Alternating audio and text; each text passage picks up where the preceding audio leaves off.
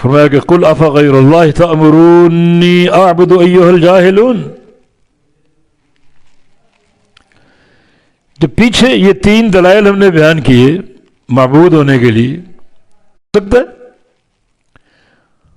اور اے جاہلو تم مجھے حکم دیتے ہو کہ میں اللہ کے سوا کسی اور کو پکاروں، کسی اور کی عبادت کروں. قل افغیر اللہ تأمرونی اعبد ایھا الجاہلون، کہہ دیجئے کہ اللہ کے علاوہ کسی اور کی تأمرونی تم حکم دیتے ہو مجھے، اعبد میں عبادت کروں. سیدھی عبارت اس طرح ہے کہ تم مجھے حکم دیتے ہو میں عبادت کروں غیر اللہ کی. غیر اللہ کو مقدم کیا جو مفعول ہے اعبدو کا، اور یہ مفعول کی تقدیم کلام میں زور پیدا کرنے کے لیے کہ یہ غیر اللہ جن کی نہ کوئی حیثیت ہے نہ کوئی حقیقت ہے، نہ ان کے پاس خلق ہے نہ امر ہے، نہ وہ نگرانی کرنے والے ہیں، نہ کسی شے کی چابی ان کے پاس ہے، اس غیر اللہ کی عبادت کرنے کا تم مجھے حکم دیتے ہو.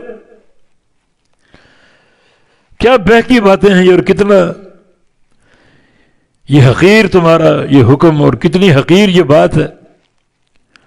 اے جاہلو، جاہل وہ جس پر علم نہ ہو، عمل بھی نہ ہو.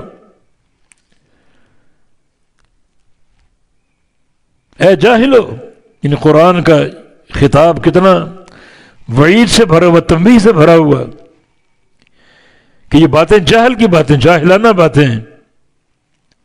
علم کی باتیں پیچھے گزر گئیں.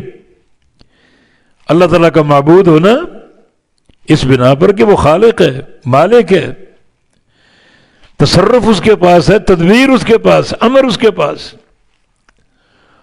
اور پھر وہی ذات چابیاں اس کے پاس ہیں، رزق کی چابیاں، اور کسی کے پاس نہیں. کوئی غیر اللہ تمہیں ایک ذرہ اناج کا نہیں دے سکتا. اللہ کے پاس چابیاں ہیں، سارے خزانوں کو وہ مالک ہے.